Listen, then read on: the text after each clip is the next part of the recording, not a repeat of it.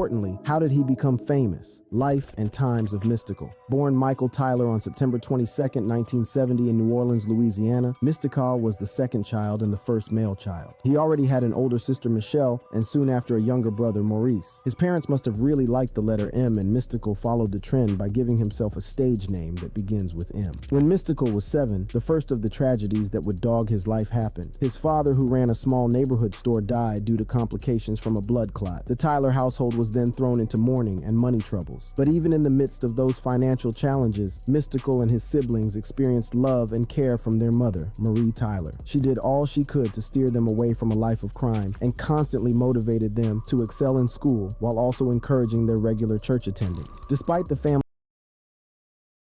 Yeah, a lot of people when they grow up poor or in poverty, they don't even realize they poor until they're older and look back on it, and then they can see, we was living a little different. It was a little different. But I'm glad they came to this part of Mystical's life where they're telling the story about how he grew up before. They they're like going back in the past. I mean, it's kind of cool, a little different.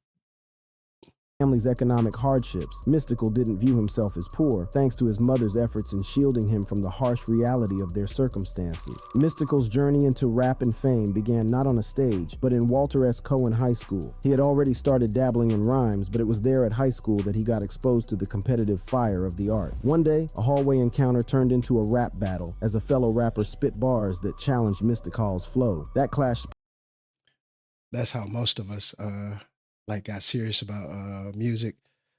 I used to rap too, and never nowhere near the level Mystical was on, but I did my thing a little bit. But anyway, a lot of us like got better because of these rap battles at school. You had somebody beating on the desk, and you just like spitting bars and everything. That's what's up. Glad to see everybody else came through the ranks the same way.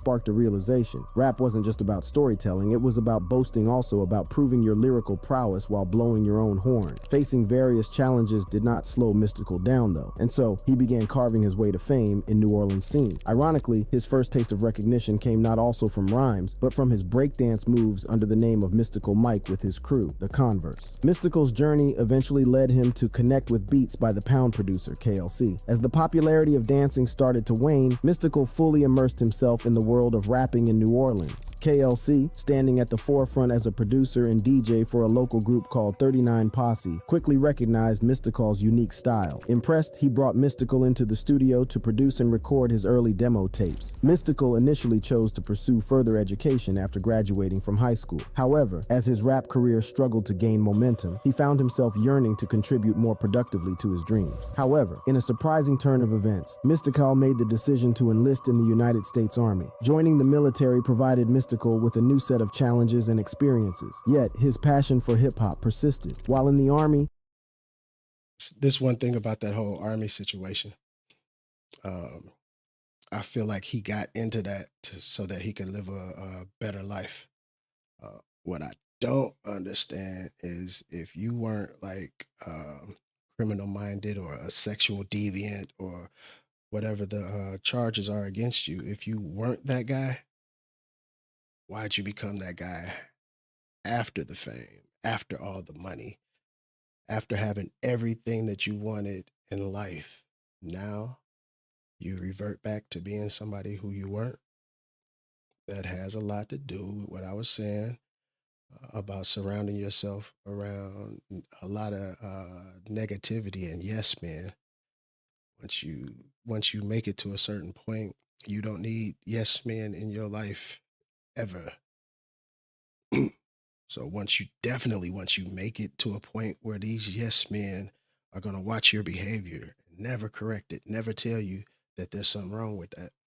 If there's ever a situation where you can say, yeah, I threw it down and I took what I wanted, and everybody around you ain't appalled and everybody continues to still be there, not one of my friends could come to me and tell me that he raped somebody or sexually assaulted a woman, and I'm okay with that. That's not a situation that would ever happen. Surround your people, surround yourself with people who won't be okay with something like that.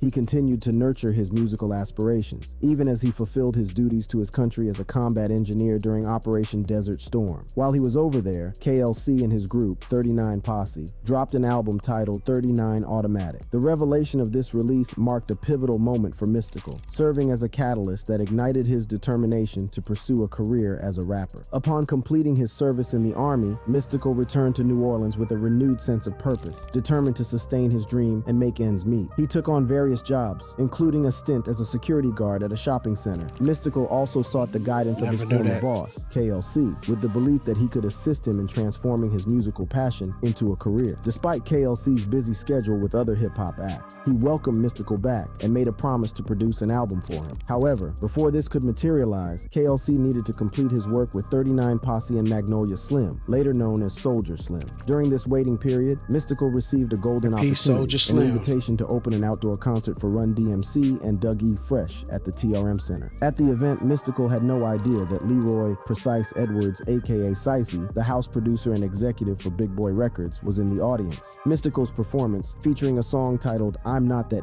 alongside his sister Michelle singing background vocals on the chorus, impressed Edwards, earning them both a contract with Big Boy Records. This marked the beginning of the developing relationship between Mystikal and Big Boy Records. Following the deal, Mystikal threw himself into working on his debut album titled Mystikal, which was released on June 14, 1994. This milestone represented a significant achievement for Mystikal, as he had overcome the struggles of securing not only a record deal, but also releasing a full album. It goes without saying that his collaboration with Big Boy Records in no little way marked a turning point in Mystikal's career, paving the way for further accomplishments in the rap scene. It is at this time the checkered pattern of this story begins to establish itself. Tragedy struck once again, and it put a major damper on Mystikal's success, and even his 24th birthday celebrations. On the night of September 22, 1994, Mystikal's older sister Michelle was brutally murdered. She was stabbed and strangled. In his own words, "My mama couldn't go in there. My little brother couldn't go in there. He was too young. The best person suited for that situation to find her was myself. I had to be the one to find her. And it doesn't matter how much I attain and how many accolades I achieve, I'll never have it all without her." This personal loss had a lasting impact on Mystikal, influencing Anytime you see something like that, no matter how old you are, it's always gonna be something that'll change your life forever. Just a peek into my past. When I was 11, I found my stepfather dead. He was shot execution style twice in the back of the head, and it definitely changed me. Um, it's changed me. Period.